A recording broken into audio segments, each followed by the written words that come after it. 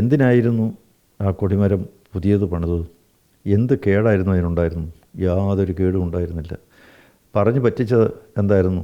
അത് മരമാണ്, മരം ദ്രവിച്ചു. പക്ഷേ പൊട്ടിച്ച് നോക്കിയപ്പോഴല്ലേ അത് കോൺക്രീറ്റാണ്.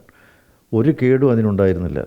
ഏത് പത്മ പുരസ്കാരം പ്രത്യേകിച്ച് ഒരു പുരസ്കാരം ഒരാൾക്ക് നൽകാൻ തീരുമാനിക്കുമ്പോൾ അത് ഏറ്റുവാങ്ങേണ്ട ആളിനോട് അഭിപ്രായം ചോദിക്കും. അല്ലാതെ ഏകപക്ഷീയമായിട്ട് പ്രഖ്യാപിക്കാറില്ല. അതേക്കുറിച്ച് അന്വേഷണം നടത്താൻ ആൾ പോകും.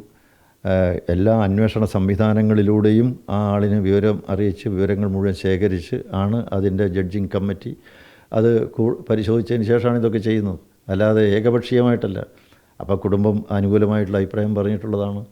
BJP നേതാവ് കുമ്മനം രാജശേഖരൻ ഇപ്പോൾ റിപ്പോർട്ടർ TVക്കൊപ്പം ചേരുകയാണ്. ഈ ശബരിമല സ്വർണ്ണക്കൊള്ളയുമായി ബന്ധപ്പെട്ട് നേരത്തെ പലയിടങ്ങളിൽ അന്വേഷണം നടന്നു. അതിപ്പോൾ ഒരു പടി കൂടി കടന്ന് കൂടുതൽ ഇടങ്ങളിലേക്ക് അന്വേഷണം വ്യാപിപ്പിക്കുകയാണ്. നേരത്തെ LDF ഭരണസമിതിയുമായി ബന്ധപ്പെട്ടായിരുന്നു, ഇപ്പോൾ UDF ഭരണസമിതിയുടെ കാലത്തെ കൂടി അന്വേഷണം നടക്കുകയാണ്. സമഗ്രമായൊരു അന്വേഷണം ആവശ്യമാണ്. ഓരോ ദിവസം ചെല്ലും തോറും കൂടുതൽ വിവരങ്ങളാണ് പുറത്തു വന്നുകൊണ്ടിരിക്കുന്നത്. ഇതിലൊക്കെ പ്രധാനപ്പെട്ട കാരണം LDFും UDFും ഭരിച്ചിരുന്ന കാലത്ത് ശബരിമലയെ അവരുടെ ഒരു ഉപഗ്രഹമാക്കി മാറ്റിയെന്നുള്ളതാണ്.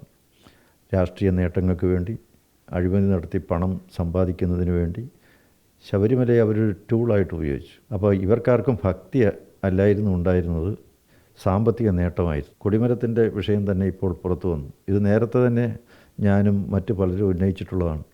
ആ കൊടിമര പ്രതിഷ്ഠ, അവിടെ ധ്വജപ്രതിഷ്ഠ നടക്കുന്ന സമയത്ത് തന്നെ ഇത് സംബന്ധിച്ചുള്ള ആരോപണങ്ങൾ ഉയർന്നതാണ്. എന്തിനായിരുന്നു ആ കൊടിമരം പുതിയത് പണിതത്? എന്ത് കേടായിരുന്നു അതിനുണ്ടായിരുന്നു?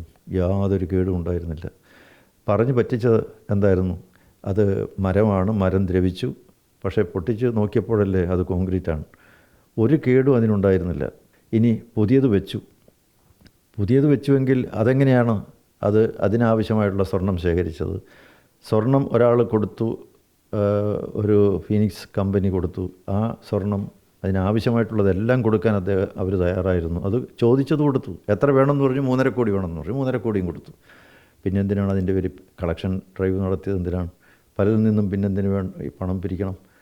അപ്പോൾ അത് സംബന്ധിച്ചുള്ള പണപ്പിരിവ്, അതിനുവേണ്ടി ഉപയോഗിച്ച സ്വർണം, അതിന് ചെലവഴിച്ച തുക, ഇതൊക്കെ സംബന്ധിച്ച് ഒട്ടേറെ ദുരൂഹതകളുണ്ട്. ഇപ്പോൾ ഈ നേരത്തെ തന്ത്രിയുടെ അറസ്റ്റുമായി ബന്ധപ്പെട്ട് BJP മറ്റൊരു നിലപാടാണ് സ്വീകരിച്ചിരുന്നത്. പക്ഷേ ഈ തന്ത്രിയുമായി ബന്ധപ്പെട്ടും കൂടുതൽ വിവരങ്ങൾ പുറത്തു വരുന്നുണ്ട്. ഈ ബാങ്കിൽ സഹകരണ സംഘത്തിൽ കൂടുതൽ നിക്ഷേപമുണ്ട് എന്നതടക്കമുള്ള കാര്യങ്ങൾ ആൻ്റണി MPയുമായി കണക്ട് ചെയ്യുന്ന കുറേ കാര്യങ്ങളൊക്കെ വരുന്നുണ്ട്. അപ്പോൾ അതിലൊക്കെ എന്താണ് BJPയുടെ ഒരു നിലപാട്? അല്ല, കേസിൻ്റെ വഴിക്ക് പോകണമെന്ന് പറഞ്ഞിട്ടുണ്ടല്ലോ. അദ്ദേഹത്തെ അറസ്റ്റ് ചെയ്തു, കേസ് നടക്കട്ടെ. നിയമത്തിൻ്റെ വഴിക്ക് പോകണം.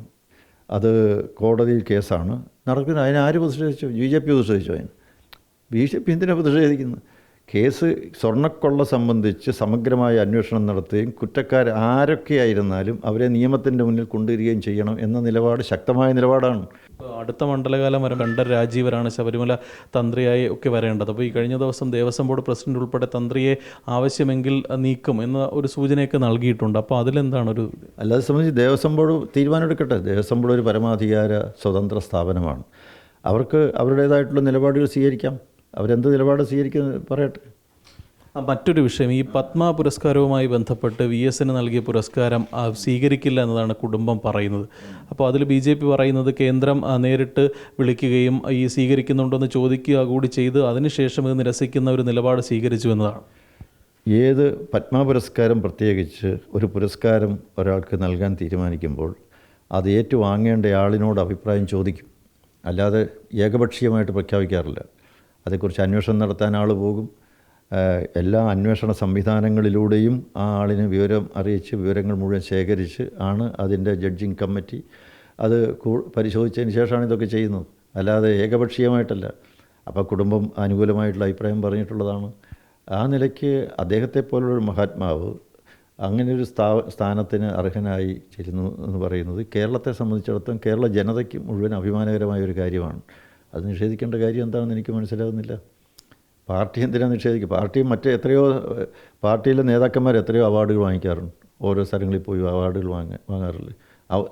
സംസ്ഥാന സർക്കാർ എത്രയോ അവാർഡുകൾ ഏർപ്പെടുത്തുന്നില്ലേ കലാകാരന്മാർക്ക്, സാമൂഹ്യ പ്രവർത്തകർക്ക്? ഈ കമ്മ്യൂണിസ്റ്റ് നേതാക്കന്മാർ തന്നെ സംസ്ഥാന അവാർഡുകൾ ഓരോരുത്തർക്ക് നൽകുന്നില്ലേ? അപ്പോൾ അവാർഡ് നൽകുന്നത് ഒരു തെറ്റാണോ?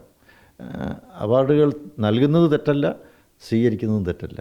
നൽകുന്നത് തെറ്റല്ലെങ്കിൽ സ്വീകരിക്കുന്നത് എങ്ങനെ തെറ്റാവും? ഇനി നിയമസഭാ തിരഞ്ഞെടുപ്പ് പ്രഖ്യാപനം വരാനിരിക്കുകയാണ്, മത്സരരംഗത്തുണ്ടാവൂല ചേട്ടൻ? അല്ല, പാർട്ടി, നമ്മളെ സംബന്ധിച്ചിടത്തോളം പാർട്ടിയാണ് ഇതെല്ലാം തീരുമാനിക്കുന്നത്.